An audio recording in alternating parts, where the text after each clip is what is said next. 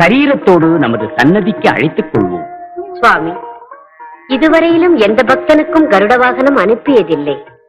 சரீரத்தோடு நம் சன்னதிக்கு நீங்கள் அழைத்துக் கொண்டதும் இல்லை. துக்காராமிடம் மட்டும் இந்த பரிவு ஏன் சுவாமி? பரிவு இல்லை தேவி, இது துக்காராமின் பக்திக்காக. பக்தனாக வாழும் ஒவ்வொரு மனிதனுக்கும் ஒரு நாள் முக்தி என்பது நிச்சயம். ஆனால் பெண்டு பிள்ளைகளையும் மக்களையும் விட்டு போய் எங்கேயோ மௌனமாக உட்காராமல் தன் குடும்ப பொறுப்புகளை நல்ல முறையில் நிறைவேற்றி மக்களோடு வாழ்ந்து அவர்களுக்கு ஞான போதனை செய்து அந்த மக்கள் சேவையிலேயே மாதவனை பார்க்கும் தூயவருக்கே முதலில் முக்தி. அம்மாதிரி பக்தரிலே துக்காராம் தனி சிறந்தவன். ஏன் கருடவாகனம் அனுப்புகிறேன் தெரியுமா? பகவான் இருக்கிறார் என்றும் நிச்சயமாக நமக்கு முக்தி அளிப்பார் என்றும் பக்தர்களுக்கு எடுத்துக்காட்டத்தான். துக்காராம் பூத உடலுடன் இங்கு வருவது வருங்காலத்தில் ஆஸ்திகருக்கு ஒரு ஆதாரமும் நாஸ்திகருக்கு ஒரு உதாரணமும்